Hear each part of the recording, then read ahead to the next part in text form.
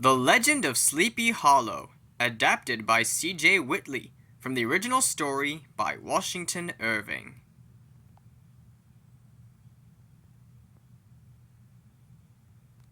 Centuries ago, in the far darkened past, there was a little hamlet in New England, far deep into the countryside, in a wooded valley that went by the name of Sleepy Hollow. Now no one had ever stumbled upon this small town by chance. The residents of Sleepy Hollow held great interest in the supernatural and mysterious, with the town having several legends, myths, and stories that were shared among themselves every night whenever they wanted to have a spooky good time. While the town had countless ghostly fables, their most popular specter was of a Hessian mercenary who was beheaded by a wayward cannonball in an unidentified battle during the Revolutionary War. Ever since his death, the mercenary's restless spirit rides a ghastly steed, seeking out victims to replace his lost head. The townsfolk had come to refer to this infamous phantom rider as the Headless Horseman of Sleepy Hollow. Our tale truly begins with a lanky sort of figure who at a distance would be mistaken for a scarecrow that went by the name of Ichabod Crane. He was a Connecticut man who had come to the town of Sleepy Hollow to serve as the temporary schoolmaster, and had very strong beliefs in the supernatural. He was quite the strict schoolmaster, for if one of his students misbehaved, he would have them spanked and made an example of for the rest of the class. Other than that, Ichabod did not mind his new job. However, it was unfortunately for him a job that paid very little.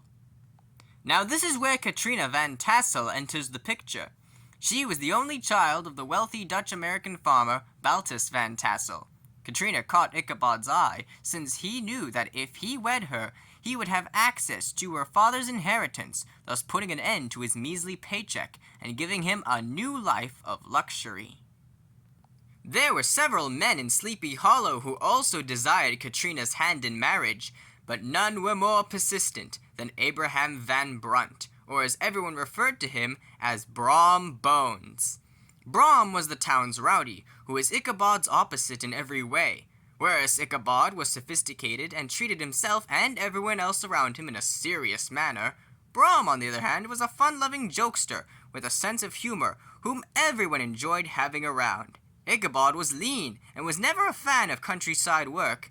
Brom was well known around Sleepy Hollow for his immense strength and as an expert horseman.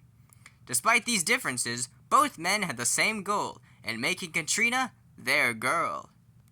Brom was quite the rascally clever mischief maker towards Ichabod, and despite serving as a rival to him and attracting Katrina's attention, he did not hold any ill will against him in any way. Brom played all kinds of harmless pranks on Ichabod, from stuffing up his schoolhouse's chimney to dropping a cream pie on top of him from a tree. Even with all the tricks Brom played on him, Ichabod remained determined to have Katrina for himself. Fall soon arrived, and Baltus Van Tassel invited everyone in Sleepy Hollow to come to his harvest festival party. Ichabod saw this as his chance to finally propose to Katrina once and for all. While everyone at the party danced and talked with one another, Ichabod was dreamily feasting away at the refreshments table. Every bite that he took was sumptuous and succulent in his eyes, as he knew that in a few short hours, what may seem like a one-night exclusive fancy buffet for most will be a 3-meal-a-day lifetime for him. All he needed to do was to wait a few more hours, and then his desires would be granted to him. One of the night's most anticipated activities was the ghost tales that were going to be told to close out the night. A lot of stories were passed around that night, but it was when Brom told the tale of how he escaped the dreaded Headless Horseman that grabbed the superstitious Ichabod's attention.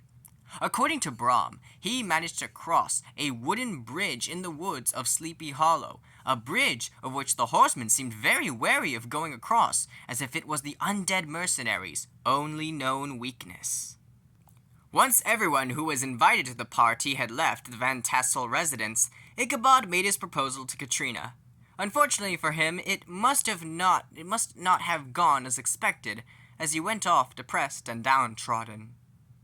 The night air was freezing cold, and the moon was the only light Ichabod had to guide him through the twisted trees of the forest and return back to his residence. Every step he took on the gritty dirt road was a step toward an uncertain path he was unsure where it would lead.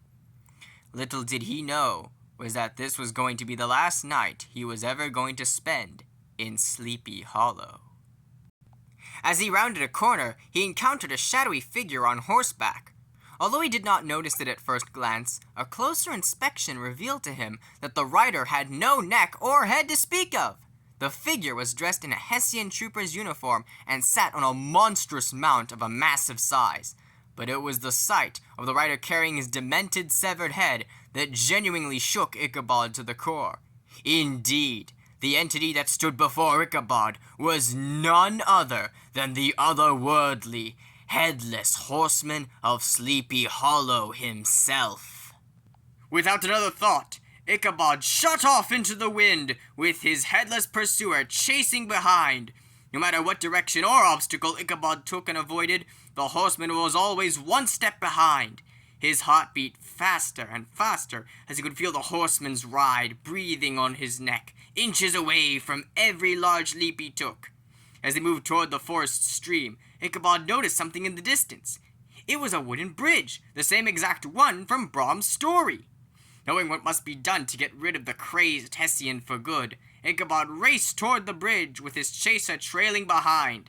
While he had hoped that what Brom told in his story was true, he did not have any time to process its legitimacy, as he needed to get away from the horsemen, and the bridge was the only known way to do it. As fast as lightning, Ichabod raced over the bridge onto the other side. He finally managed to catch his breath and sigh with relief. Surely the horseman would retreat to his grave and leave him be. Then it happened without warning. The horseman stretched his arm backward like a baseball pitcher and chucked his unholy head straight across the bridge, point blank at Ichabod's face.